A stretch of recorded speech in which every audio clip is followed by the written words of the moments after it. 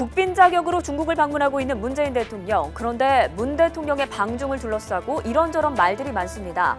핵심은 국빈 방문에 걸맞은 대우를 받고 있느냐는 건데요. 중국이 외교적 결례를 범했다는 이른바 폴대론이 흘러나오고 있습니다. 사회주의 혁명의 나라 중국에 간 만큼 빨간 넥타이를 메고 베이징에 도착한 문재인 대통령. 그런데 국빈을 맞는 시진핑 주석은 어디에 갔을까요? 시진핑 주석은 안방을 비우고 현재 난징에 가 있습니다. 난징 대학살 80주기 추도식 참석차 떠난 건데 손님을 불러놓고 정작 집주인은 자리를 비운 셈이죠. 이 때문에 보통 방문 첫날에 있는 공식 행사와 만찬이 내일로 밀렸습니다. 이뿐만이 아닙니다. 중국 서열 2위인 리커창 총리의 오찬 거부도 홀대론에 불을 지폈습니다. 우리 쪽에서 셋째 날, 그러니까 15일에 리커창 총리와 오찬 면담을 원했는데 중국 측이 힘들다고 해서 오찬은 생략하고 늦은 오후에 면담만 하게 됐습니다. 이미 알려져 있듯이 두 정상의 회담 뒤 공동성명도 이번에는 없습니다. 한국 대통령이 첫 방중에서 공동성명을 내지 못한 것은 23년 만입니다.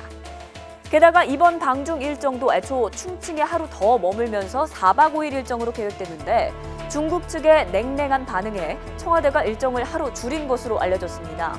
외교 당국자들에 따르면 중국이 최근까지 문 대통령의 일정에 대해서 확답을 주지 않거나 막판에 일정을 변경했다고 합니다. 지난달 트럼프 미 대통령의 방중 때는 어땠을까요? 시 주석은 트럼프 대통령을 위해서 첫째 날 자금성을 통째로 비운 채 만찬 연회를 열었고 둘째 날엔 천안문 광장까지 트럼프 대통령 부부를 위해서 비우는 전례 없는 환대를 했습니다. 어제 방송된 중국 CCTV의 문 대통령 인터뷰도 논란입니다. 민감한 사안에 대한 이야기를 자신들의 입맛에 따라 번역, 편집한 건데요. 이뿐만 아니라 방송 말미에는 이웃과 문제를 해결하는 데 있어서 가장 중요한 것은 진심으로 사람을 대하는 거라면서 훈계로 프로그램을 마무리했습니다. 청와대는 진화에 나섰습니다. 중국이 국빈으로 초청해놓고 심통 부릴 일이 뭐가 있겠느냐며 형식보다는 회담의 실제 내용이 중요하다는 건데요.